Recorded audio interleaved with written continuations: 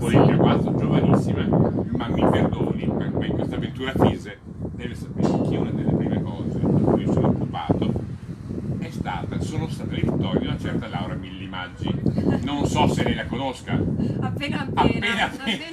Ma ce l'abbiamo di fronte, quindi è dietro. Si è gentilmente prestata a fare da cameraman. Per cui la ringraziamo perché ecco, secondo lei, mental coach, è più difficile per un atleta come Laura, abituata agli ostacoli, affrontare un ostacolo o in questo momento stare dove l'abbiamo messa? Penso affrontare un ostacolo perché è dall'altra parte della telecamera. In questo momento forse è più difficile per me. Quindi dici che se la mettessi di fronte, ecco. Forse A cosa serve un mental coach? la preparazione mentale in generale, in tutti gli sport, serve per aiutare i ragazzi in quelli che sono gli aspetti psicologici della competizione, ma anche dell'allenamento. In uno sport come il nostro, che è l'equitazione, dobbiamo sempre poi pensare che tutto ciò che parte da noi di riflesso viene sentito dal nostro compagno di squadra, che è il cavallo.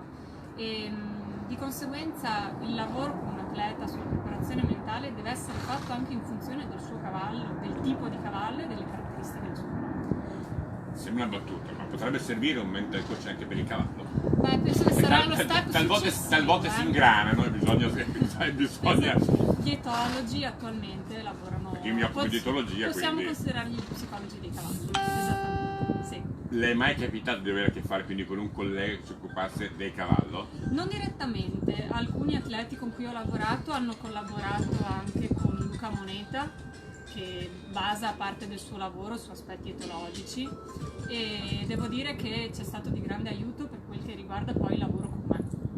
Quindi sicuramente sono due figure che possono collaborare e compensarsi l'una con l'altra. Tornando invece agli atleti, quelli con due zampe soltanto, di solito qual è il problema che è più facile incontrare e dover affrontare? I ragazzi giovani che cominciano ad affrontare alcune competizioni di buon livello e soprattutto a fronte di rappresentative regionali, l'ansia da competizione forse è il problema principe, perché prima di tutto si fa fatica a capire di cosa si parla realmente. Spesso chiedendo ai ragazzi definiscimi l'ansia che tu provi in gara, fa fatica.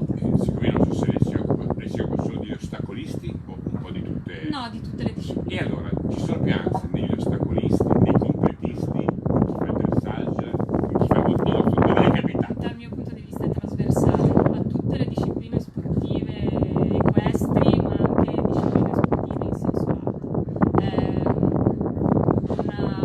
una reazione fisiologica normale di per sé, non dannosa, anzi l'ansia competitiva ci porta a sviluppare tutte le nostre potenzialità, al meglio ci rende più veloci, attivi dal punto di vista del ragionamento. Il problema è che quando supera una certa soglia, questa ansia riesce a andare in tutto il sistema. Come è andata l'ansia Per ora di intervista?